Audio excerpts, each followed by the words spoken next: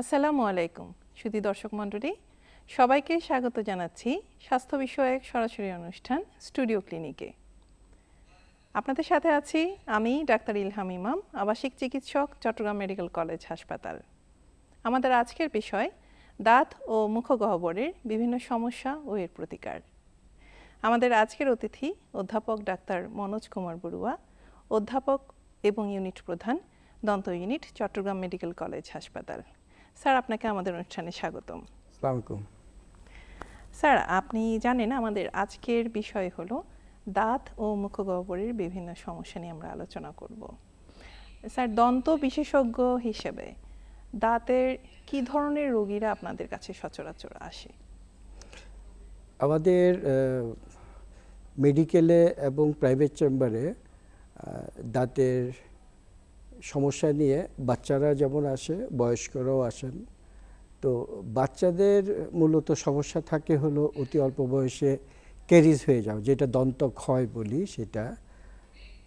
আর কিছু আসেন হলো উঁচু আঁকা বাঁকা দাঁত, অথবা দাঁত উঠছে না, পড়ে গেছে, কেন উঠছে, এই ধরনের সমস্যা নিয়ে।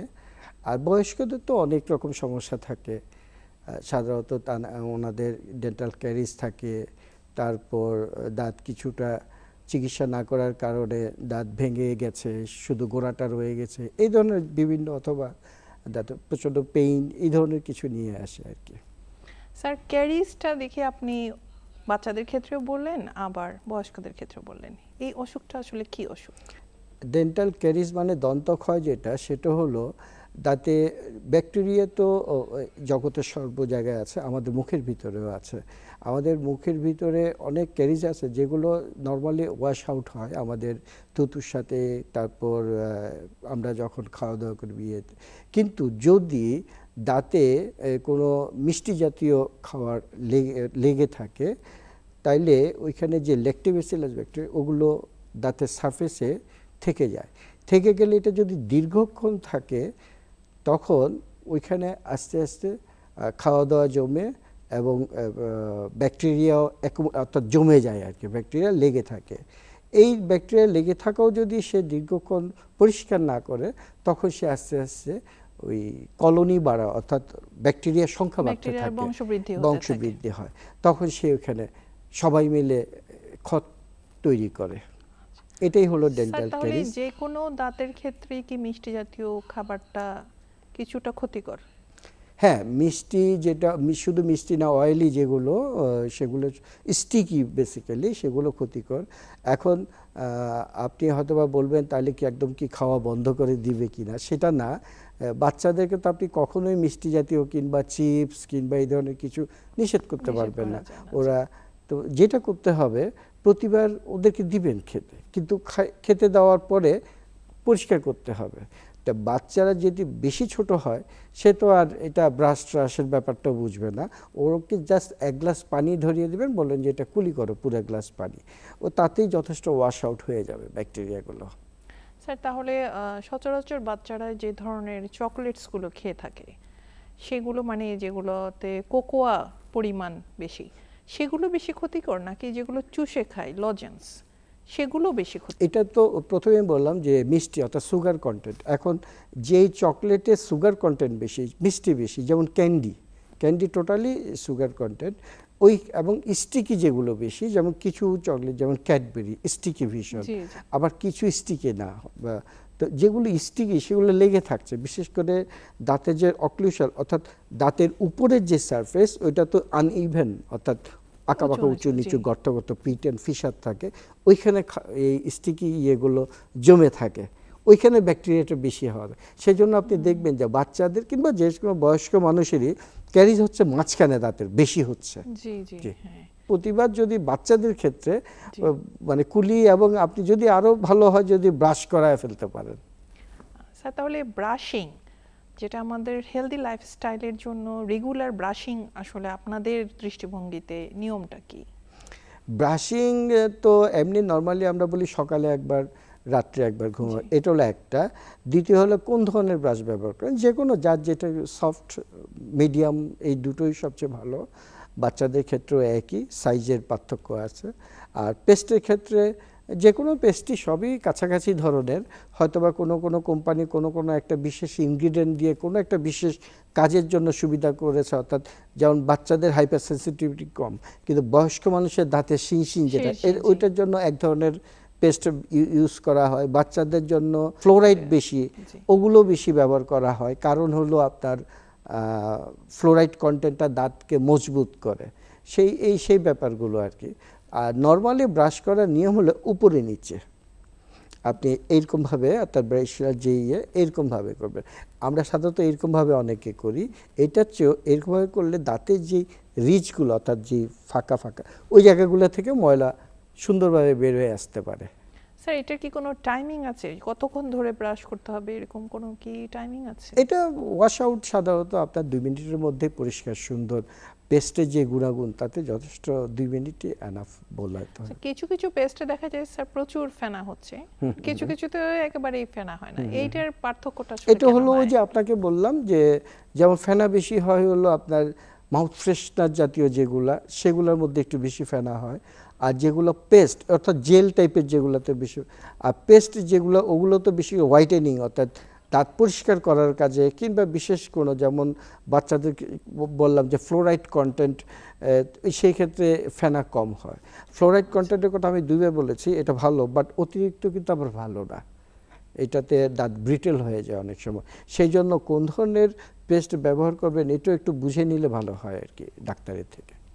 স্যার বাচ্চাদের দাঁতের কথা যেহেতু আসলোই, বাচ্চাদের দাঁত ওঠা নিয়ে গার্জিয়ানরা খুব বেশি চিন্তিত থাকেন, স্যার দাঁত ওঠার বয়সটা বা টাইমিংটা যদি একটু বলতেন। আচ্ছা, আমরা আমাদের মুখে একদম প্রথম থেকে যদি বলি, দাঁত দুই ধরনের। একটা হলো আমরা ডিসিডিয়াস টিথ বলি, অর্থাৎ মিল্কি দুধ দাঁত সেটা 6 মাস বয়স থেকে উঠা শুরু করে বাচ্চাদের মুখে, এবং 6 বছর বয়সের মধ্যেই আবার পড়া শুরু করে। এবং কোন দাঁত কখন উঠবে কখন পড়বে তার কিন্তু একটা সিকোয়েন্স আছে। 6 বছর বয়সে যে সামনের দাঁতগুলো পড়া শুরু করে, এবং পিছনের যে বাচ্চাদের যে একটু বড় বড় যে দাঁতগুলো থাকে ওই দাঁতগুলো কিন্তু পড়তে দেরি হয় 8 বছর 9 বছর। সেই ক্ষেত্রে আমরা যে বললাম যে ক্যারিজ যে ব্যাপারটা, সেটা যদি হইলেই যে সাথে সাথে চিকিৎসা কিংবা ইয়ে করতে তা না, যদি দেখেন যে একটা বাচ্চার বয়স 6 বছর হয়ে যাচ্ছে, তার সামনের দাঁতে হয়েছে, তাহলে তো এটা পড়বেই। সেক্ষেত্রে প্রিকশনে রেখে 6 বছর বয়সে দাঁতটা পড়ে গেলে আসল দাঁতটার প্রতি আমরা কেয়ার নিব।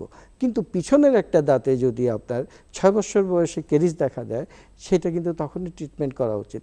তার কারণ হলো ওইটাকে আমাদেরকে আরও কমপক্ষে 2 বছর রাখতে হবে দাঁতটাকে। প্লেসিং ভেদে আপনাদের চিকিৎসার ধরনটা ভিন্ন হয়, মানে কোন দাঁতটাতে ক্যারিজ হয়েছে বা সেটার উপরে ভিত্তি করে আপনারা চিকিৎসা পদ্ধতিটা ঠিক করে থাকেন। স্যার যেটা আপনারা বলছেন যে ক্যারিজ বারবার, সেটা তো আমরা দেখি উপরের দাঁতকে ক্ষয় করছে, কিন্তু দাঁতের যে মূল আছে রুটস, এগুলোতে কি ক্যারিজ কোনো প্রভাব ফেলে? না, প্রভাব ফেলে মানে আপনি রুটস তো একটা স্ট্রাকচারকে ধরে রাখে। কাকে ধরে রাখছে? ক্রাউনকে ধরে রাখছে, মুকুট যেটা সাদা অংশ আমরা বাইরে থেকে দেখতে পাচ্ছি। এখন সেটা যদি নষ্ট হয়ে যায় ক্যারিজ দিয়ে, ইনফেকশন যদি চলে যায়, সেই ইনফেকশনটিকে আলটিমেটলি রুটস চলে যাবে, মানে গোড়াতে চলে যাচ্ছে। গাছের উপরে যেমন মরে গেলে পরে গোড়াটাও পচে যায়, ঠিক একইভাবে রুটে যদি ক্রাউনে যদি ইনফেকশন হয়, এটা রুটে চলে যায়। সেই জন্যই অনেক সময় দেখবেন যে যদি বড় ক্যারিজ হয়ে যায়, গর্ত যদি বড় হয়ে যায়, সেই ক্ষেত্রে কিন্তু শুধু ফিলিংয়ে, ওই যে আমি যেটা বললাম ফিলিংয়ে কিন্তু হবে না, তখন কিন্তু একটু চিকিৎসা পদ্ধতি রুটেও চলে যেতে হবে। জি জি স্যার। স্যার আরেকটা দেখা যায় অনেকগুলো বাচ্চাই আসলে আসে ভাবে যে কালারিং হয়ে গেছে দাঁত, কেমন ব্ল্যাকেনিং হয়ে যায়, অথবা কারো একটু মরচে পড়ার মতন হয়ে যায়, অথচ ক্যারিজ বা এরকম কোনো কিছু নেই। এইটার ব্যাপারটা যদি বলতেন। এইটা নরমালি আমরা যেটা দেখি যে এই ইয়েলো স্ট্রেনিং, এই যে মরচের মতো, সেটা বেশি হয় হলো যখন দাঁত টুথ জাম, ওই যে বললাম না 6 বছর বয়সে আসে, তার আগে সে ডেভেলপ হওয়া শুরু করে, তারপর আসতে থাকে ধীরে ধীরে। এখন যদি কোনো একটা বাচ্চাকে আমরা সাধারণত জন্মের পরে কিছু ওষুধপত্র দেওয়া হয়, মাঝে মাঝে বাচ্চাদের জ্বর টর আসে, কিছু অ্যান্টিবায়োটিক দিতে হয়। এখন আমরা কোন বয়সে যে কোন ধরনের অ্যান্টিবায়োটিক দিচ্ছি সেটা শিশু বিশেষজ্ঞ ভালো বলতে পারবেন, কিন্তু যদি কেউ বিশেষজ্ঞের পরামর্শ ছাড়া নিজের পছন্দ কিংবা অন্যভাবে খায়, কিন্তু অনেক সময় বাধ্য হয়েই দিতে হয়, মানে আপনার প্রথম তো সেভিং সব কিছু, সেই ক্ষেত্রে কিন্তু ওই অ্যান্টিবায়োটিকের একটা ইফেক্ট আছে। বিশেষ যেমন ধরেন টেট্রাসাইক্লিন আপনি টু ডেভেলপমেন্টের মধ্যে সময় যদি দেন তাহলে কিন্তু একটা স্টেইন পড়ে যায়। স্যার এই পর্যায়ে আমাদের সাথে একজন দর্শক যুক্ত হয়েছেন, হ্যাঁ, আমরা হ্যাঁ। একটু ফোনটা নিয়ে নিই। দর্শক, আপনার নাম এবং বয়স বলে আপনার প্রশ্নটি করুন। বয়স 35, বরগুনা। জি, আমার ওই দাঁতে 8 বছর আগে পুটিং করা হয়েছিল। এখন পুটিংটার ভিতরে চুন চুন ব্যথা করে, কিন্তু পুটিংটা নষ্ট হয় না। এইটা কি উঠাইয়া নতুন ভাবে আবার করতে হবে নাকি? না, ঠিক আছে, আমি বুঝতে ওভাবে পেরেছি থাকলে আপনার সমস্যা হবে না? প্রশ্নটা। মাঝে মধ্যে আর কি ব্যথা করে। জি, আপনার তো শিনশিন করছে তাই তো? জি জি জি। জি, এটা শিনশিন করা মানে হলো আপনার ফিলিংটা দেওয়া হয়েছে গর্তটা ভরাট করে, যাতে দাঁতের উপরের অংশ এনামেল, ভিতরের অংশ ডেন্টিন। এটা সহজভাবে আমি বললাম। ডেন্টিনে নার্ভ আছে, অর্থাৎ শিনশিন করলে ডেন্টিনে যদি কোনো আঘাত লাগে শিনশিন করবে, উপরে এনামেল ঢেকে রাখে। এখন আপনাকে যখন ফিলিং দিয়েছে আপনি ভালো ছিলেন প্রথমে, অর্থাৎ সুন্দরভাবে কাজ করছিল, এনামেল ওই ডেন্টিনটা ঢাকা ছিল ফিলিং দিয়ে। কিন্তু যখন ফিলিং এবং দাঁতের মাঝখানে বয়সের কারণে আপনি বলেছেন যে কয়েক বছর হয়েছে, ওই গ্যাপ একটা তৈরি হয়ে গেছে, এটাকে বলে মার্জিনাল লিকেজ ফিলিংয়ের।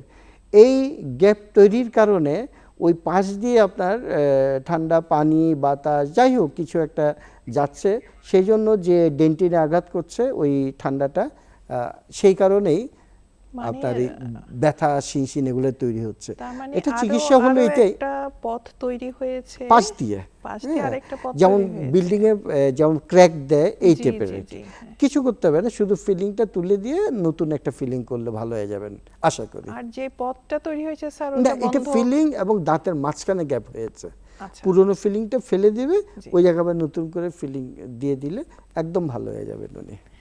দর্শক, আশা করি আপনার সমস্যাটির সমাধান আপনি ইতিমধ্যে পেয়ে গেছেন। স্যার, আমরা যে আলোচনায় ছিলাম আবার ফিরে আসি। আমরা বলছিলাম স্টেইনিং, দাঁতের স্টেইনিং এ আমরা ছিলাম।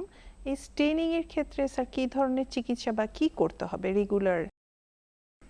যদি পিছনের দাঁতে হয়, যদি দেখা না যায়, ভিজিবল না, তাইলে কোনো তেমন প্রয়োজন নেই, কারণ স্টেইনিংয়ের তো কোনো একটা রং বদলেছে কিন্তু কোনো ইফেক্ট নাই। এটা যে দাঁতকে খারাপ করছে কিংবা খাওয়া দাওয়া কিংবা ওইখানে যে কেরিজ ডেভেলপের প্রণ আছে অর্থাৎ টেন্ডেন্সি আছে তা কিন্তু না।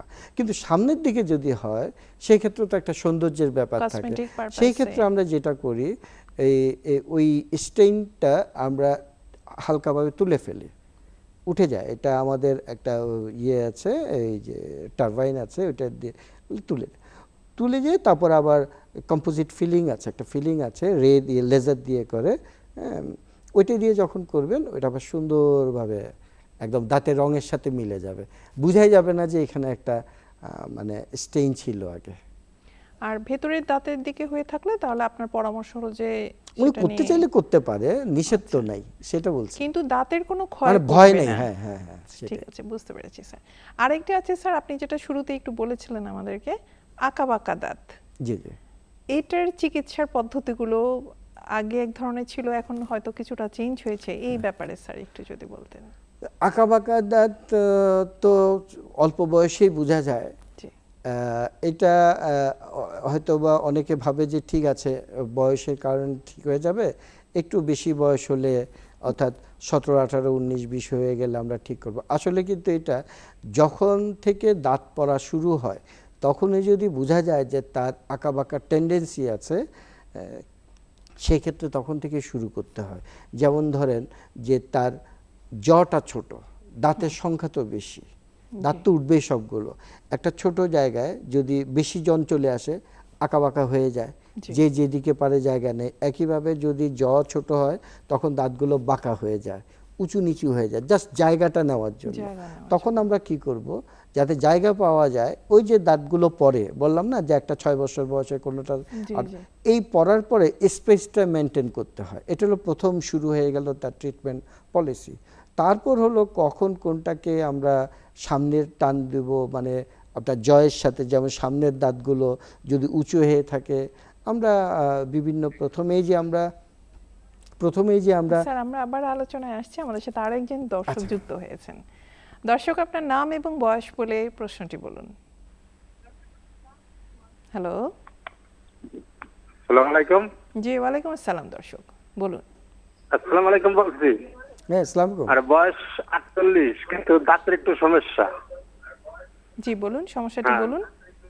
দাঁত হলো গুড়া নড়িছে, আর দাঁত হলো মাঝে মাঝে দাঁতের নিচে একটু কালো কালো দাগ পড়ে যাচ্ছে। বুঝতে পেরেছি। আমি মনে এই হলো হচ্ছে সমস্যা। আরেকটু যদি স্পষ্ট করে বলতেন মনে দর্শক। হচ্ছে উনি ক্যালকুলাসের কথা বলেছে, দাঁতের নিচের কথা বলেছে তো। জি, জি। এটা হলো দাঁতের গোড়ায় বলছে কি পাথর। আমার দাঁতের মারি দুই পাশে দাঁত, প্রায় 4টে দাঁত নড়ছে। এই দাঁত নড়াতে কি আচ্ছা, চিকিৎসা নেওয়া যায়? ঠিক আছে, আমি বলছি, আপনি শোনেন। ধন্যবাদ আপনার সুন্দর প্রশ্নের জন্য। প্রথম হলো যেটা বলেছেন যে দাঁতের গোড়ায় কালো কালো, এগুলো আসলে পাথর মনে হচ্ছে আর কি ওনার কথায়, জি। যে ক্যালকুলাস যেটাকে বলি আমরা, দাঁতের পাথর। পাথরটা কি করে, আপনার নর্মালি যেমন যদি আমরা নখের দিকে দেখি, নখ মাংস থেকে বের হয়ে আসছে হাতে সুন্দরভাবে, পাশ দিয়ে কিন্তু আপনি কোনো কিছু ঢুকাতে পারবেন না, একটা আঙ্গুল কিংবা পিন। কিন্তু একইভাবে দাঁতও তাই, দাঁতে এনামেলের উপরে ইয়েটা আমাদের জিঞ্জিবা বসানো থাকে, যে ইয়েগুলো আর কি, মাড়িগুলো, হ্যাঁ, জি। এই কোনো গ্যাপ থাকে না। কিন্তু যখন এটার ফাঁক দিয়ে পাথর জমতে থাকে, তখন ধীরে ধীরে এই জিঞ্জিবাটা ক্ষয়ে যায়, ফাঁক মাংসটা হয়ে ক্ষয়ে যায়, যায়। জি। ক্ষয় যেয়ে তখন আস্তে আস্তে আপনার দাঁতটার ওইখানে কিছু প্রন করে, অর্থাৎ হাড় যেটা অর্থাৎ এলভিউলার বোন, হাড়, এটা ক্ষয় করে। এটা ক্ষয় করলে হয় কি, কয়েকটা জিনিস হয় একসাথে। অল্প অল্প রক্ত পড়বে, ব্রাশ করলে রক্ত পড়বে, জোরে টান দিয়ে থুতু ফেললে রক্ত পড়বে, 1। 2 হলো যেহেতু এখানে খাওয়া দাওয়া জমবে, মুখের দুর্গন্ধ হবে, 2। 3 হলো যে উনি বললেন যে ওনার মাড়ির দিকে দাঁতগুলো নড়ছে, জি, জি। এটা হলো এখানে বেশি জমে গেছে। আমি বললাম যে আপনার ওই যে এলভিউলার বোন অর্থাৎ হাড় ক্ষয় করছে, যখন দাঁতটাকে যে হাড়টা ধরে রেখেছে সে যদি নিজে ক্ষয় হয়ে যায়, তাহলে দাঁতটা নড়বে। দাঁতটা নড়বে, সেই right. এখানেও তাই হচ্ছে।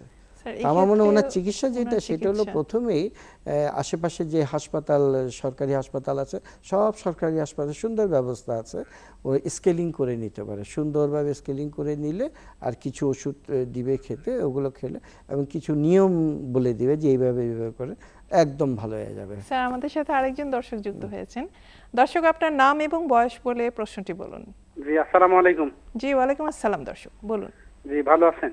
আছি আলহামদুলিল্লাহ। আপনার জি, সমস্যাটি আমি বলুন। নওগাঁ থেকে প্রশ্ন করছি। আমার বয়স 40 আপ। জি, তো আমার যে প্রবলেমটা হয়, সমস্যাটা হচ্ছে দাঁতে মুখের গন্ধটা হয় আর কি। আমি ডাক্তার দেখিয়েছি, আমি স্কেলিংও করেছি, কিন্তু যখন ক্ষুধা লাগে বা ক্ষুধা পেটে থাকে তখন গন্ধটা বেশি হয়।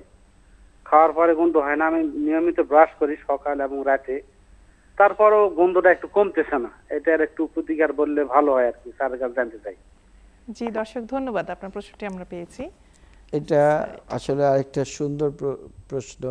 সেটা হলো উনি বলেছেন যে খিদা লাগলে, অর্থাৎ এটা পুরোপুরি পেট সংক্রান্ত।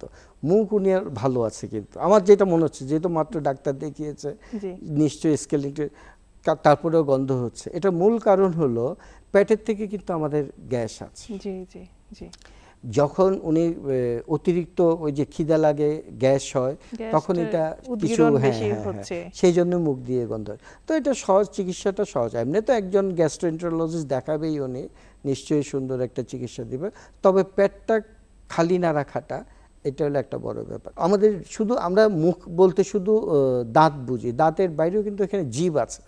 জি জিহ্বাটা আপনারা যখন নাকি দাঁত ব্রাশ করবেন, এই ব্রাশ শেষ হওয়ার পরে জিহ্বাটাও একটু পরিষ্কার করে নিলে, টাং ক্লিনার কিনতে পাওয়া যায়, টাং ক্লিনার যদি না পান ব্রাশ দিয়ে আপনি শুধু টাঙের যে সারফেসটা, জিহ্বার যে উপরের অংশটা, সেটাকে ব্রাশ দিয়ে এরকমভাবে আস্তে আস্তে পরিষ্কার করলে ওইখানে যে খাদ্য জমে থাকে দেখবেন যে জিভটা সাদা হয়ে আছে, আপনি যখন পরিষ্কার করবেন এটা লালচে হয়ে যাবে, অর্থাৎ স্বাভাবিক হয়ে যাবে।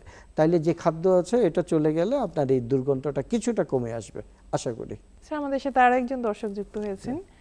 দর্শক, আপনার নাম এবং বয়স বলে প্রশ্নটি করুন। আমার নাম মোহাম্মদ শামীম মিয়া, রংপুর থেকে বলছিলাম। জি বলুন। আর আমার একটা রুট ক্যানেল শুরু করছিল, রুট ক্যানেলের মেসে ফাইল লিখছে। এই ফাইলটা ভেতরে থাকা অবস্থায় কাজ হবে না এটা বাইর করে নিয়ে কাজটা সাকসেস হবে? এটা আমার ডাক্তার সাহেবের কাছে প্রশ্ন। আসসালামু আলাইকুম। আমরা তো যে রুট ক্যানেল মানে রুটের ভিতরে ওই যে শিকড় বলেছিলাম, জি। ওটার ভিতরে আবার চিকন ক্যানেল আছে, যেটা দিয়ে আমরা প্রতিটা হাড্ডির ভিতরেই আমরা কিছু ক্যানেল অর্থাৎ একটা চ্যানেল আছে যে দিক দিয়ে নিউরোভাস্কুলার বান্ডিল অর্থাৎ নার্ভ, আর্টারি, ভেইন এগুলো আসে যায়। এখন দাঁতের মধ্যেও তাই আছে, এগুলো পরিষ্কার করে ওইখানে আর্টিফিশিয়াল একটা গাঁটাপারচা পয়েন্ট দিয়ে দেয়। কিন্তু যদি কোনো কারণে ফাইল ভেঙে যায় এবং এটা যদি থেকে যায়, বের করা না হয়, তো এটা যদি একদম এপিক্যাল অর্থাৎ শেষ অংশের মধ্যে যদি থাকে এবং পেশেন্ট যদি কোনো কমপ্লেন না করে, আপনার নিয়ম অনুযায়ী 1 বছর পর পর একটু ফলো আপে থাকা, যে ওটা কোনো এপিক্যালি অর্থাৎ দাঁতের গোড়ার শেষ অংশে কোনো কিছু তৈরি করছে কিনা। যদি কিছু তৈরি না করে ভালো থাকে দেন এটা থাকুক, তাহলে না না ওইটাই থাকতে পারবে। কারণ আপনার জিপি দিয়েও তো আমরা ওইটা বন্ধ করি। হ্যাঁ, এটা যদি শেষ অংশে যে ফাইল দিয়ে বন্ধ হয়ে থাকে তাহলে থাকবো।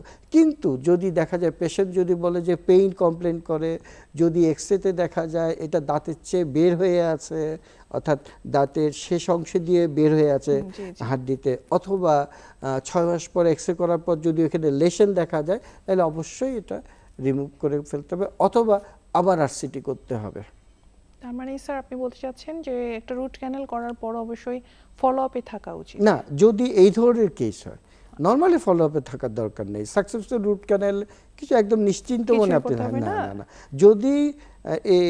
যদি দেখা যায় যে ভেঙে গেছে, কিছু রয়ে গেছে, ডাক্তার সাহেব তো ওনাকে অবশ্যই ইনফর্ম করবে, উনিও time to time follow up করবে, পেইন হলে জানাবে। এই তবে পেশেন্ট যদি কোনো কমপ্লেইন ফিল করে সেই ক্ষেত্রে তাহলে আবার ডাক্তারের শরণাপন্ন হলে না রিআরসিটি করতে পারবে, অর্থাৎ আবার আরসিটি করতে পারবে অথবা ফেলে দিবে। স্যার আমাদের সাথে আরেকজন দর্শক যুক্ত হয়েছেন।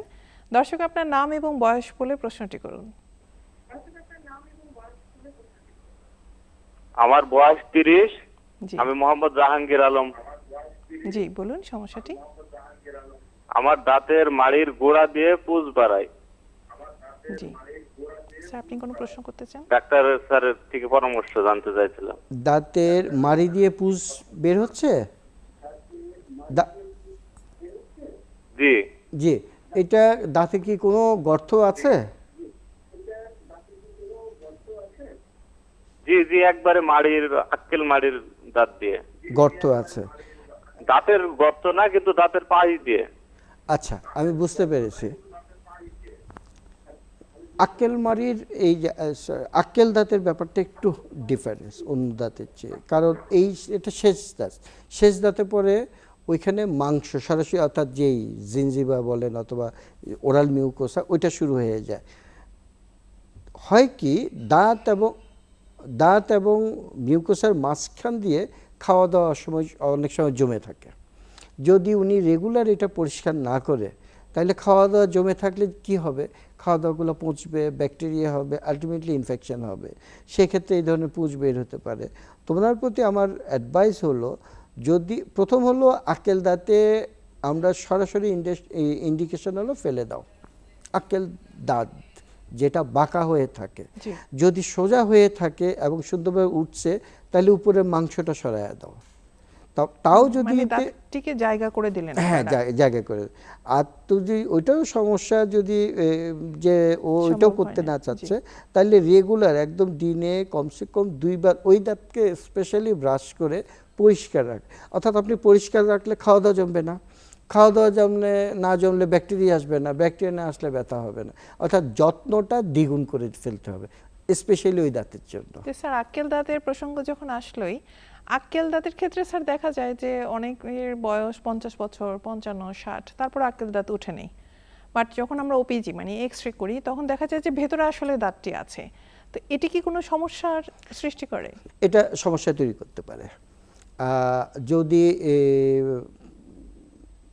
বছরকে বছর থেকে যায়, দাঁতের ওই ইমপ্যাক্ট, অর্থাৎ যেই দাঁতটা আটকে আছে হাড়ের ভিতরে, আমাদের মাড়ির ভিতরে, ওইটার যে দাঁতের যে নেক মানে ঘাড়, অর্থাৎ ক্রাউন এবং রুটের যে সংযোগ স্তর, এটাকে আমরা নেক বলি, ওই জায়গাতে কিন্তু একটা ওইখান থেকে একটা সিস্ট ডেভেলপ করে, এটাকে বলে ডেন্টিজেরাস সিস্ট। এই সিস্ট মানে হলো সে আস্তে আস্তে বড় হবে, সে ওই হাড়গুলো খেয়ে ওই জায়গাটা খালি করে ফেলে, এবং এটা একসময় বেশ বড় হয়ে যায় যদি অর্থাৎ চিকিৎসা না করে। সেই জন্য যদি ফলো আপে থাকুক, যদি কোনো সমস্যা না হয়, ফলো আপ মানে হলো এক্সরে দিয়ে করা, যদি কোনো সমস্যা না হয় তাহলে থাকুক, যদি স্যার, মনে আমাদের করে। সাথে আরেকজন দর্শক যুক্ত হয়েছেন। দর্শক, আপনার নাম এবং বয়স বলে প্রশ্নটি করুন। স্যার আমার প্রশ্ন হচ্ছে, দাঁতে না মানে মুখে 2 সাইডে ঘা হয়, এই ঘা বারবার হয় আবার সেরে যায়, ব্যথা করে। আচ্ছা, মানে আপনার ইয়েতে মাড়িতে না, দাঁতের নাকি দাঁতের মুখের ভিতরের গালে, কোনটাতে? গালে স্যার, গালে মানে 2 আচ্ছা সাইডে গালে। আচ্ছা আচ্ছা। ঘা, আপনার বয়স কত? বয়স হচ্ছে 35। 35। আচ্ছা, এটা কি ধরনের ঘা আমি ঠিক মানে এইরকমভাবে বলে কিন্তু বোঝার কোনো স্কোপ নাই। সাধারণত অ্যাপথাস আলসার খুবই সাধারণ একটা জি। লেশন ঘা যেটাকে বলি, সেটা ছাত্রছাত্রীদের বেশি হয়, যারা জবে নতুন ঢুকে জব হেজার্ড এবং টেনশনে একটু মানে বেশি হয়। স্ট্রেসের কারণে হ্যাঁ, হতে পারে স্ট্রেসের এটা। কারণে জি। পরীক্ষার সময় বাচ্চাদের, ওনার বয়স 35 বললো, ওনারও Job বা হ্যাঁ এই হতে ধরনের, পারে। হ্যাঁ। তবে ঘাটাকে কখনোই হালকাভাবে দেখতে নেই। যদি অ্যাপথাস আলসার যদিও কিছু হয়, তাহলে এটা অটোমেটিক 4-5 দিন পরে চলে যাবে। যদি না যায়, আমাদের একটা অ্যাপসোজেল বলে একটা আছে, ট্রায়ামসোলোন এসিটোনামাইড, যেটা বাজারে আপনার ক্যানালগ নামে আছে। এই ধরনের পেস্ট ডাক্তারের পরামর্শ নিয়ে যদি ব্যবহার করে হালকাভাবে লাগিয়ে দিলে 2 দিনের মধ্যে সাধারণত ভালো হয়ে যায়। কিন্তু ঘাটা যদি অন্য কোনো ধরনের হয়, অথবা ঘাটা যদি 15 থেকে 20 দিনের মধ্যে ভালো না হয়, তাহলে অবশ্যই একজন ডাক্তার দেখাতে হবে। স্যার, ওনার এটা ছিল যে ঘন ঘন হয়, এটা যে একটা পেইনফুল একটা আলসার আমরা জানি মুখগহ্বরের ভিতরে বা গালের ভিতরে হয়। তো ঘন ঘন হওয়ার ক্ষেত্রে স্যার এটা কি ডেন্টাল হাইজিনের না, সাথে কোনো এটা সম্পর্ক? হাইজিনের ব্যাপার আছে, স্ট্রেসের ব্যাপার আছে, মেল নিউট্রিশনের ব্যাপার আছে, অর্থাৎ পুষ্টিহীনতার ব্যাপার আছে। উনি এটা ওনাকেই বুঝতে হবে যে যেহেতু উনি সরাসরি আর তো নাই এখন মধ্যে অনলাইনে, ওনার যদি পুষ্টিহীন থাকে, অর্থাৎ একটু পুষ্টিকর, যেমন শাকসবজি, প্রতিদিন একটা ডিম, একটু পুষ্টিকর খাওয়া দাওয়া, যেটা সেই ক্ষেত্রে কিন্তু এটা ওভারকাম হবে। স্যার, আমাদের সাথে আরেকজন দর্শক যুক্ত হয়েছে, হ্যাঁ। একটু ওনাকে আমরা নিয়ে নিই। দর্শক, আপনার নাম এবং বয়স বলে প্রশ্নটি করুন। আসসালামু আলাইকুম। জি, ওয়ালাইকুম আসসালাম। রাহাত হোসেন, 28 সামথিং বয়স। জি, জি। বলুন। বলছিলাম মানে পান সুপারি খাওয়ার পরে তাতে কালো একটা দাগ পড়ে। জি, এটাই লং টাইম সমস্যা। থেকে প্রায় আজকে 8-10 বছর থেকে পান খাওয়া হচ্ছে। তো ওটা কি ক্লিন করার পরে, মানে ক্লিন করতে চাইছিলাম, ওটা ক্লিন করার পরে কি আউট কোনো প্রবলেম দেখা দিবে দাঁতে, বা দাঁতের কোনো সমস্যা হবে পরবর্তী, এটা জানতে চাইছিলাম। আচ্ছা, পান সুপারি যে পরে পান staining। সুপারি খেয়েছেন সেই কারণে স্টেন হয়েছে, স্কেলিং করলে এটা চলে যাবে দাঁত, কারণ এটা আলট্রাসনিক ভাইব্রেশনে হয় এখন, যেটা আমরা বৈজ্ঞানিকভাবে করি, এটা দাগ চলে যাবে। কিন্তু আপনি আবার পান খেলে আবার হবে।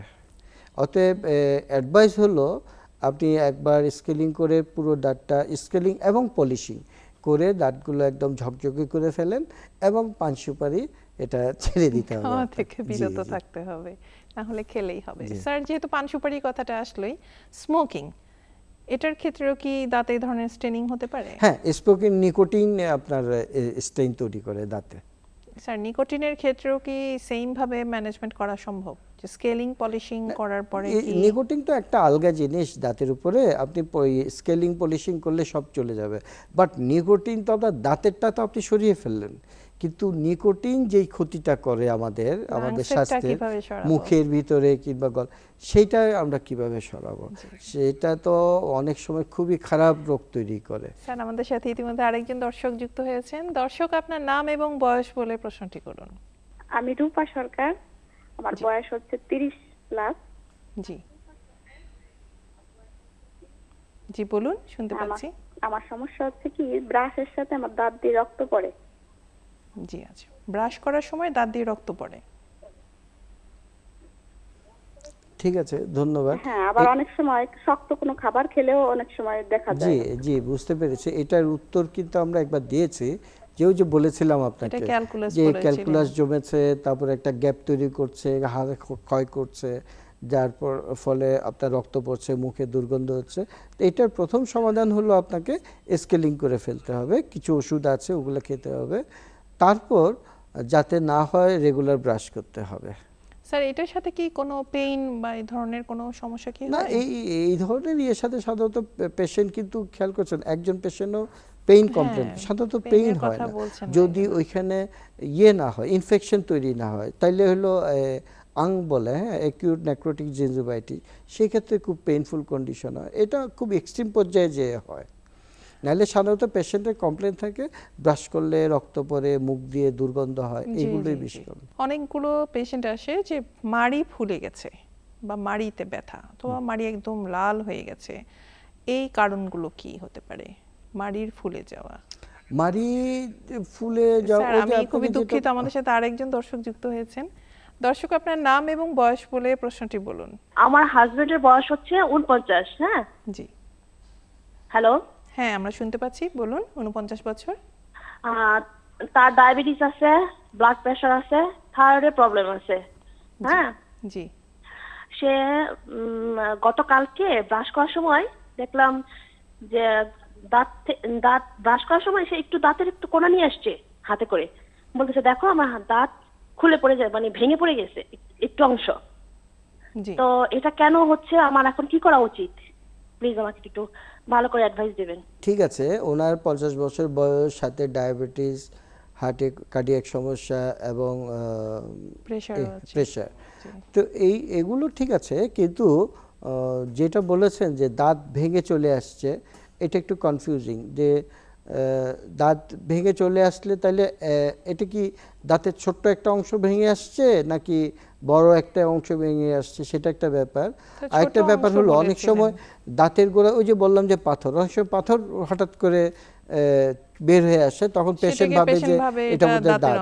তো আমরা ধরলাম ওনারটাই যে দাঁত ভেঙেছে, দাঁত যদি ছোট্ট একটা অংশ ভেঙে যায় সেই ক্ষেত্রে, আর বাকি দাঁতটা যদি সম্পূর্ণ ভালো থাকে, তাহলে আমরা শুধু ওই ভাঙা পোর্শনটুকু ফিলিং করে ফেলবো, কোনো সমস্যা নেই। হ্যাঁ, ফিলিং মানে ভরে আবার আগের মতো দাঁতটা করে দিবে। হ্যাঁ, যদি বড় অংশ ভেঙে যায় এবং পেশেন্ট যদি শিনশিন অথবা ব্যথা কমপ্লেন করে, সেই ক্ষেত্রে আমরা একটু চিকিৎসা পদ্ধতিটা বদলাবে, যে আমরা দেখব যে ফিলিং করে প্রাথমিক সেই ক্ষেত্রে দাঁতের গোড়া পর্যন্ত এফেক্ট করেছে, না হলে তো শিরশির করাটা কথা না, না। শিরশির উপর দিয়ে, অর্থাৎ ক্রাউনটা ভেঙে গেলে ওদিক দিয়ে করতে পারে, ওইখানে প্রথমে আমরা একটা ফিলিং দিয়ে আমরা দেখব, টেস্ট করব যে নর্মাল যে ফিলিং, এটা বলে জিঙ্ক অক্সাইড ফিলিং, এটা দিয়ে আমরা কমসে কম 7 থেকে 10 দিন দেখব। যদি এর মধ্যে ওনার কোনো সমস্যা না থাকে, তাহলে আমরা শক্ত পার্মানেন্ট স্থায়ী ফিলিং দিয়ে দাঁতটাকে রক্ষা করে ফেলবো। স্যার, দর্শক, আমাদের সাথে আরেকজন দর্শক আছেন। অবশ্যই। দর্শক, আপনার নাম এবং বয়স বলে প্রশ্নটি করুন।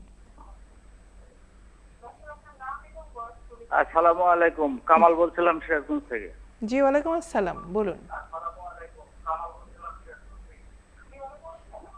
জি, আমি বলতে চাচ্ছি আমার মেয়ের বয়স 12 বছর। জি, মেয়ের বাড়ি। কিন্তু ওর দাঁত এমনিতেই দাঁতটা কালো হয়ে যাচ্ছে। স্যার আপনি কোনো প্রশ্ন করতেছেন? আপনি এর কারণ আপনার এটা কি ইয়ে এবং এর ওই প্রতিকার কি? চাপকল ব্যবহার করেন আপনারা?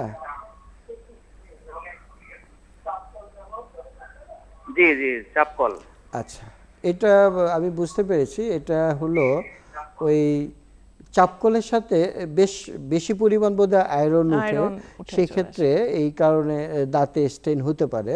তা আপনাদেরকে খুব সহজ একটা সমাধান হলো যে নর্মালি মুখ হাত ধোয়ার জন্য পুকুরের পানি ব্যবহার করতে পারেন, আর খাওয়া দাওয়ার জন্য চাপকলের পানি ব্যবহার করবেন, কিন্তু একটু ও, বসিয়ে রেখে, যে বলি যে পানিটাকে সকালে জমিয়ে বসে হলে রেখে 1 ঘন্টা বসে তারপরে- থাকলে আর জি, 1-2 ঘন্টা বসে থাকলে আয়রনটা তাহলে আয়রনটা নিচে নিচে হয়, তখন নেমে উপরের যাবে। পোর্শনটা, সেই ক্ষেত্রে এই স্টেনিংটা অ্যাভয়েড করা যাবে। স্যার চাপকলের পানি ফুটালে কি এটার না, কোনো ফুটালে সুবিধা? তার আয়রন ডিসঅ্যাপিয়ার আয়রন চলে যাবে disappear না, করবে না। আয়রন তো থেকে যাবে, জি আচ্ছা। বসে যাবে অটোমেটিক। জি। আপনি দেখবেন যে যদি কেউ ফেলে দেওয়ার পরে একদম ওই ঘোলা মতো করে আয়রনটা থাকে। স্যার আমাদের সাথে আরেকজন দর্শক যুক্ত হয়েছেন। দর্শক আপনার নাম এবং বয়স বলে প্রশ্নটি করুন। আসসালামু আলাইকুম।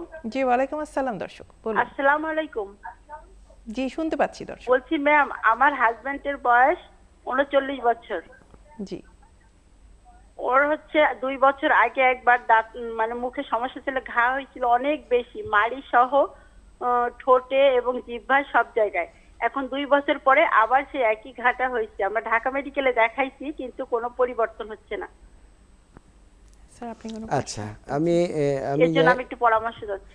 জি, এটা যদি একটু ওই আপনি সামনে প্রেসক্রিপশনগুলো পুরোনোগুলো রেখে বলতে পারতেন, তা আমার মনে হচ্ছে যে উনি বললো যে হ্যাঁ, পুরো মুখ আমি বলতে পারবো।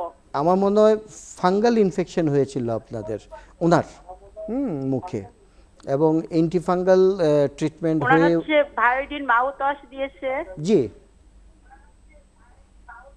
না তারপরে হচ্ছে সেপোটিল দিয়েছে 500 mg, ঠিক আছে। জিঙ্ক সিরাপ দিয়েছে, বিকোজিং যেটা সেটা, আর টাইনোসল হচ্ছে অয়েন্টমেন্ট। না, এখন আমি একটু বলি, এটা একটু দেখার ব্যাপার এটাতে কোনো আছে। পরিবর্তন হচ্ছে না না। না, পরিবর্তন অবশ্যই হবে।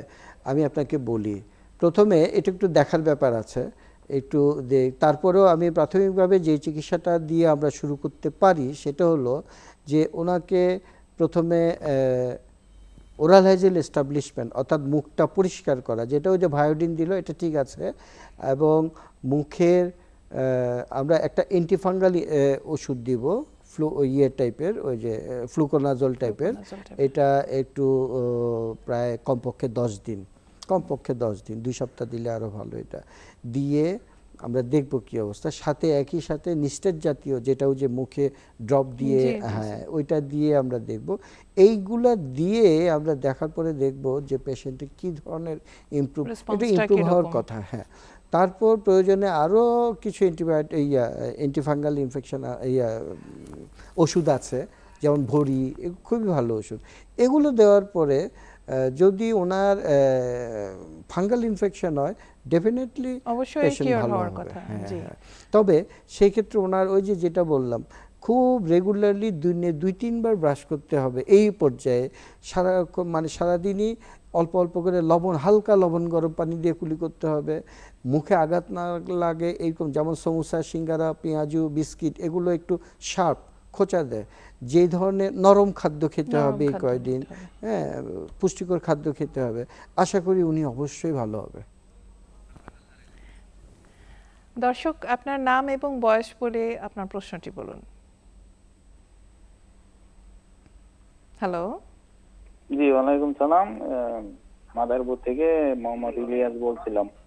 জি বলুন দর্শক, শুনতে পাচ্ছি। জি জি, আমার সমস্যা হচ্ছে যে আপনার ওই আমার মাঝে মাঝে ডান চেরা মাড়ির দাঁতে, মানে নিচের পাইরেতে মাঝে মাঝে ব্যথা হয়, এই 2-1 মাস পর পরই, বছর খানিক ধরে আমার এই সমস্যাটা। তার কাছে একটু জানতে চাচ্ছি। নিচের মাড়িতে আপনার ব্যথা হয়? জি জি জি। কোন জায়গা? আক্কেল দাঁতের ওই জায়গাটায় না কোথায়? না না, আক্কেল দাঁত হয়নি আমার, আক্কেল দাঁত নেই, আপনার শুধু ডান তাইলে চেরা ওই দাঁতে কি নিচে কোনো গর্ত মাড়ির কিংবা দাঁতগুলোতে। কিছু আছে? কোনো অসুবিধা আছে দেখেছেন? না না, এমন কোনো অসুবিধা নেই। আমার টনসিলে হালকা একটু সমস্যা আছে ডাইন সাইডে। টনসিলের সমস্যা আছে বলে। হ্যাঁ, টনসিলের সমস্যা আলাদা। যদি দাঁতে হয় তাহলে আপনাকে একটু দেখতে হবে, কারণ বলছেন যে কোনো আক্কেল দাঁতের এলাকা না, তারপর দ্বিতীয় হলো আপনার দাঁতে কোনো গর্ত নাই। যদি আপনি দাঁতের গোড়াটা একটু পরিষ্কার করে দেখতে পারেন, তাও যদি একটু ভালোভাবে ব্রাশ টাশ করেন, সব কিছু করেন, তাও যদি ভালো না হয় তাহলে একটু অবশ্যই একটু ডাক্তার দেখাতে হবে যে ব্যাপারটা কোত্থেকে আসছে। মাড়িতে কোনো রোগ আছে কি না, দাঁতের নিচে যে মাড়ি আছে, জ যেটাকে আমরা বলি, ওইখানে কোনো রোগ আছে কি না এক্সরে করে দেখতে হবে। কারণ আর কোনো ধরনের কোনো সমস্যার যেমন কথা পেরিওডন্টাইটিস হলে, জি। অর্থাৎ দাঁতকে মাড়িতে, মাড়ি মানে জতে ধরে রেখেছে হলো পেরিওডন্টাল লিগামেন্ট, কিছু সুতার মতো জিনিস, এগুলোতে যদি ইনফেকশন হয় তাহলেও কিন্তু দাঁতের ব্যথা হতে পারে। ব্যথা করবে। কারণ ব্যথা আমরা আসলে খুব কম দর্শক পেয়েছি যে ব্যথা উনি একজন বললেন। হ্যাঁ, আমরা তাহলে আমার মনে হচ্ছে যে ওনার পেরিওডন্টাইটিস কিন্তু যখন উনি লবণ গরম পানি দিয়ে কুলি করবে তখন ভালো তখন থাকবে। ভালো হবে। যখন উনি একটু বেশি ধরেন কয়েক ঘন্টা পর পর ব্রাশ করবে, উনি ওই ইনফেকশনটা চলে গেল, পরিষ্কার হয়ে গেল, ভালো থাকবে। একটা ব্যথার ওষুধ খাবে, স্যার ভালো আরেকজন থাকবে। দর্শক যুক্ত আচ্ছা। হয়েছেন। দর্শক আপনার নাম এবং বয়স বলে প্রশ্নটি বলুন। আমার ছেলের বয়স 13 বছর, জি তার আরো 4টা দাঁত বাকি আছে, যদি এখনো মানে এখনই দাঁতগুলো পড়ে নাই। জি এখন আমি কি করব? 13 বছরে 4টি দাঁত বাকি আছে, এখনো পড়েনি, এটা নিয়ে উনি চিন্তিত আসলে। 4টা দাঁত পড়ে নেই, এখনো দুধের দাঁত এখনো পড়েনি। আপনার দুধের দাঁত এটা কোন জায়গাটা, কি মাড়ির দিকে বোধে না? দর্শক কোন এলাকার দাঁত এটা? উপরে নিচে দুই মারি থেকে।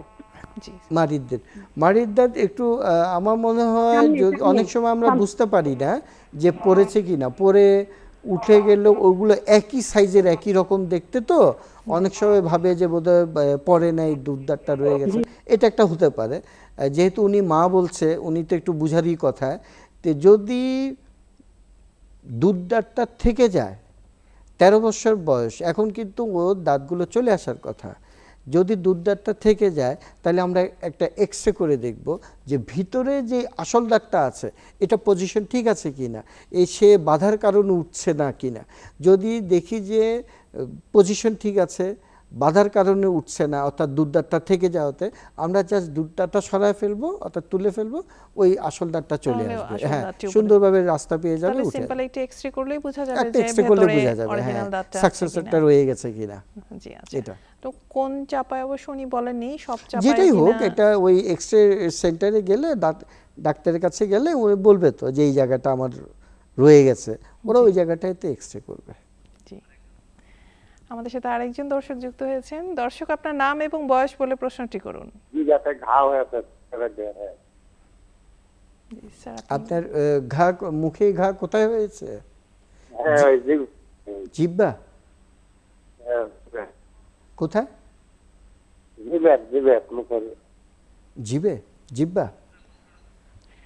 দর্শক আপনি পুরো প্রশ্নটি করুন দয়া করে। জিভে ঘা হয়েছে, জিহ্বায়, টাঙে? হ্যালো জি, যদি জিহ্বায় ঘা হয় এবং ওই যেইখানটায় ঘা হয়েছে তার পাশে যদি আপনার কোনো ভাঙা দাঁত থাকে, তাইলে যেটা হয়, ভাঙা দাঁতের খোঁচা কারণে বারবার ঘষা লাগে, তো সেই তখন একটু ঘা হয়। তো এটা অবশ্যই এই ভাঙা দাঁতটা সরায় ফেলতে হবে। এটা হ্যাঁ, ভাঙা দাঁত স্যার মানে দাঁত ভাঙা কি দাঁত কি মানে কারণে দাঁত- ভাঙতে পারে ও, এটা যদি আচ্ছা। বলতেন স্যার। দাঁত ভাঙার প্রথম কারণই হলো ক্যারিজ হয়ে আনট্রিটেড, অর্থাৎ চিকিৎসা করায় নাই, ওটা আস্তে আস্তে আস্তে আস্তে ভেঙে গেছে, ক্ষয়ে ক্ষয়ে ভেঙে ভেঙে দেখা গেছে। যায় যে গোড়াটা রয়ে গেছে। তো ভাঙছে তো শার্প হয়ে থাকে, একটা জিনিস ভাঙলে শার্প খোঁচা হয়ে থাকে, ওইখানে দাঁতটা, জিহ্বাটা বারবার ঘষা লাগে। আপনি যে কোনো একটা স্মুথ জিনিস দিয়ে, আপনি এখানে যেমন কলম, স্মুথ কলম দিয়ে সারাদিন ঘষলে কিচ্ছু হবে না, কিন্তু রাফ একটা কিছু দিয়ে 2বার ঘষলে এখানটা ব্যথা করবে।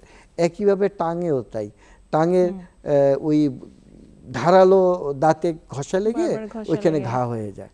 তো এটা খুবই খারাপ একটা ব্যাপার কিন্তু, কারণ আপনি যদি ওই ধারালো অংশটুকু ফেলে না দেন, আর যদি ঘষাটা কন্টিনিউ হয়, তাহলে কিন্তু জিভের এই ঘাটা খুব খারাপের দিকে অনেক সময় টার্ন নেয়। তাহলে একজন দন্ত বিশেষজ্ঞ দেখিয়ে দাঁতটা আগে চেক দাঁতটা করে ভাঙা দাঁতটা নিলেই ভালো ইয়ে হবে। করে। আর যদি ছোট অংশ ভাঙে ওটাতে ঘাল তাহলে ফিলিং করে নেবে এই। আর স্যার অনেক সময় আমরা দেখি যে অ্যাক্সিডেন্টের কারণে দাঁত ভেঙে যাচ্ছে, সেই ক্ষেত্রে চিকিৎসা পদ্ধতিটা কি ধরনের হবে? অ্যাক্সিডেন্টের কারণে সাধারণত সামনের দিকে দাঁতগুলোই বেশি ভাঙে, জি। 1 নম্বর 2 নম্বর 3 নম্বর সাধারণত। তো সেই ক্ষেত্রে আমরা দেখব যে দাঁতের কতটুক ভেঙেছে। যদি অল্প অংশ ভেঙে ভেঙে ভেঙে যায় তাহলে আমরা একটা ফিলিং করলাম, ওই যে বলেছিলাম একটা কম্পোজিট ফিলিং রে দিয়ে করি, এটা সুন্দর কালার। স্যার আমি আবার আলোচনায় ফিরে আসছি, আমাদের সাথে আরেকজন দর্শক যুক্ত হয়েছেন। দর্শক, আপনার নাম এবং বয়স বলে প্রশ্নটি করুন। আচ্ছা, আমি আমি আমি থ্যালাসেমিয়ার রোগী। হ্যাঁ, আমার বয়স 40। জি। তো আমার এই দাঁতের মাড়ি ক্ষয় হচ্ছে, বেশি ক্ষয় হচ্ছে, এবার সামনের উপরের 2 দাঁত এবং নিচের দাঁতগুলো বেশি ক্ষয় হচ্ছে, মাড়ি ক্ষয় হচ্ছে। হ্যাঁ, এবং দাঁতও ক্ষয় হচ্ছে। তো আমি তো ক্যালসিয়াম কোরাল ক্যাল দিয়ে, এটা তো ডাক্তার সবসময় দিয়ে দেয়, তো আমি থ্যালাসেমিয়ার ওষুধগুলো খাচ্ছি। আর দাঁতের জন্য আসলে কি করব? আমি স্কেলিং করছি, তারপরে একজন ডাক্তারকে দেখাইছিলাম, উনি বলছিল যে হয়তো 6 মাস পর পর যদি কয়েকবার স্কেলিং করা হয় তাহলে হয়তো এই জিনিসটা কমে আসতে পারে। তো এরপরে আর আমি ওখানে এরপরে ওই আসলে ওখানে খরচ অনেক বেশি ছিল, এই জন্য আর করা হয়নি। এখন আমি আসলে কি করতে পারি? জি জি, আপনার আসলে এটা তো আপনি প্যাটার্নটা বুঝতে পেরেছেন। আপনি প্রিকশন অর্থাৎ প্রতিরোধে চলে যেতে হবে আপনাকে, অর্থাৎ যাতে ওই আপনাকে বললাম যে রেগুলার 2 বেলা ভালোভাবে ব্রাশ করতে হবে আপনাকে, মাঝে মাঝে লবণ গরম প্রতিদিন অন্তত প্রতিদিন শোয়ার আগে একবার হলো লবণ গরম পানি দিয়ে কুলি করতে হবে। তাইলে হবে কি, ওই ক্যারিজটা ডেভেলপ করবে না, ক্যারিজ ডেভেলপ না এবং মাড়িটাও ভালো থাকবে, তাইলে ওনার এই সমস্যাগুলো হবে না। উনি প্রতিবার যদি এরকম আরও থ্যালাসেমিয়ার রোগী বারবার যদি স্কেলিং করে, এইটার ব্যাপার আছে, এই ব্যাপারটা হলো সেখানে বারবার ইনজিওর হচ্ছে। স্যার, যেহেতু থ্যালাসেমিয়া রোগী একজন আমাদেরকে ফোন করলেন, এরকম আমাদের ক্রনিক ডিজিজে যারা আক্রান্ত, থ্যালাসেমিয়া আছে, হিমোফিলিয়া রোগীরা আছেন, আমাদের ডায়াবেটিক রোগীরা আছেন, হার্টের রোগীরা আছেন, ওনাদের যখন দাঁতের কোনো প্রসিডিউর বা কোনো কিছু করতে হয়, এটার জন্য কি আপনারা এক্সট্রা কোনো কিছু করেন কিনা? জি জি, এখানে ডায়াবেটিসের জন্য তেমন কোনো প্রিকশন নাই, ডায়াবেটিস জাস্ট কন্ট্রোলে থাকলে হবে, অর্থাৎ মিনিমাম 9-10-এর মধ্যে থাকলেই। এটা হলো কেন, এটা দাঁত তো ফেলে দিলাম, কিন্তু হিলিং অর্থাৎ শুকাবার জন্য যত কম থাকবে ততই হিলিংটা ভালো হবে, সেটা ওনার জন্য। আর দ্বিতীয় হলো, যদি পেশেন্ট কার্ডিয়াক পেশেন্ট, হার্টের পেশেন্ট হয়, তা ওনারা সাধারণত ক্লপিড এসপিরিন জাতীয় ওষুধ খান, এবং কোনো প্রসিডিউর অর্থাৎ দাঁত ফেলার অথবা স্কেলিং, ডিপ স্কেলিংয়ের প্রসিডিউরে আমরা যেতে হয়, তখন কিন্তু আমরা এই ওষুধটা থামাবার একটা ব্যাপার আছে, ডিসকন্টিনিউ করার ব্যাপার আছে, অর্থাৎ 2 দিন 3 দিন 5 দিন এরকম কন্টিনিউ করার ব্যাপার আছে। আপনি কতটুকু ইন্টেন্সিটিতে যাবেন ততদিন এটা বন্ধ রাখতে হবে, কারণ সেই ওই ক্লপিড এসপিরিন এরা রক্তকে পাতলা করে রাখে। আপনি যখন দাঁত ফেলবেন তখন রক্তপাতটা বন্ধ হইতে যাবে না, ব্লিডিংটা কন্টিনিউ, সেই জন্যই এটা ইয়ে করব। তারপর আরেকটা বললেন যে হিমোফিলিয়ার ব্যাপারটা আরেকটু ডিপের ব্যাপার, কারণ এটা যে আমি কিছু একটা দিয়ে চাপ দিয়ে ধরে রাখলাম তা না, সেই ক্ষেত্রে আমাকে দাঁত ফেলাবার অথবা কোনো সার্জারির প্রসিডিউরের আগে অন্ততকে 7 থেকে 10 দিন আগে প্রিকশনে যেতে হবে, তাকে ফ্যাক্টরি এটা দিতে হবে। হ্যাঁ, এটা আপনি সেটাই। স্যার, আপনাকে অসংখ্য ধন্যবাদ আমাদের অনুষ্ঠানে এসে আমাদের সাথে এত জ্ঞানগর্ভ আলোচনায় অংশ নেওয়ার জন্য। জি, আপনাকেও ধন্যবাদ, দর্শকবৃন্দ আপনাদের সবাইকেও ধন্যবাদ। আসসালামু আলাইকুম। দর্শক মণ্ডলী, আমরা এতক্ষণ আলোচনা করলাম দাঁত এবং মুখগহ্বরের বিভিন্ন সমস্যা ও এর সমাধান নিয়ে। আশা করি আপনারা উপকৃত হয়েছেন। যারা আমাদেরকে ফোনে সরাসরি যোগাযোগ করেছেন তাদের অসংখ্য ধন্যবাদ, এবং টিভি সেটের সামনে থেকে যারা এই অনুষ্ঠান উপভোগ করেছেন তাদেরকেও অসংখ্য ধন্যবাদ জানাচ্ছি। দাঁতের সুরক্ষা নিন, নিজের স্বাস্থ্যের যত্ন নিন। ভালো থাকুন, সুস্থ থাকুন। আল্লাহ হাফেজ।